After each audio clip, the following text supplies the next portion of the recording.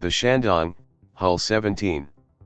China's second aircraft carrier as well as its first domestically built one, was commissioned Tuesday afternoon into the People's Liberation Army Navy in Sanya, South China's Hainan province. This marks China's entry into an era of dual aircraft carriers and home-built aircraft carriers. China's comprehensive national defense strength has taken another great step forward. China's defense strength is rapidly rising with advancing modernization, while it still lags behind the world's first-class military power. Such a period seemingly will last for a quite long time. How would China use its military power? This will attract the world's attention and also needs China to mull over. The development of equipment such as aircraft carriers is not aimed at dealing with its surroundings. China's existing weaponry has been enough to constitute deterrence. The country's aircraft carriers are not intended to provoke the US.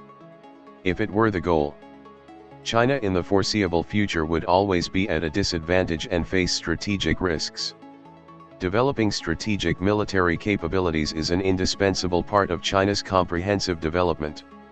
If a major power is strong in economy but weak in military, it will entice impulsive actions of outside forces with peace in jeopardy.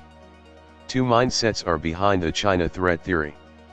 For one, small countries are afraid of being threatened by China. Such a mentality will gradually diminish as China continues to demonstrate its will for peace. For another, the superpower has a mentality that fears China would challenge its hegemony. The second mindset tends to last longer. Although China's dual aircraft carriers are high-performing in Asia, they are still far from the world first-class level. China cannot match the US in terms of nuclear power, naval and air forces, alliance as well as overseas base systems. China is impossible to launch a challenge to the US. China's development only threatens the ability of a few radical US elites to arbitrarily coerce China. Because the stronger China's military is, the greater the risks the US will face when it imposes irrational pressure on China. Such risks are increasingly becoming unbearable to the US. The Chinese people sincerely long for peace.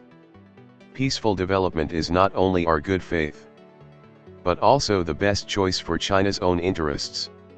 This is not a slogan. The history of the rise of major powers shows that China has no other choice than to get along with the outside world and maximize its own interests through expanded cooperation and win-win results. The advent of scientific and technological achievements, as well as strategic military equipment, has greatly inspired the Chinese people. But at the same time, Chinese society has maintained sobriety. We know that we have acquired more resources to ensure peaceful development and would not be easily strategically coerced. International public opinion will pay great attention to the commissioning of the new aircraft carrier. It's hoped the outside world would view the ship from a positive perspective. China, the second largest economy in the world, has also become strong militarily.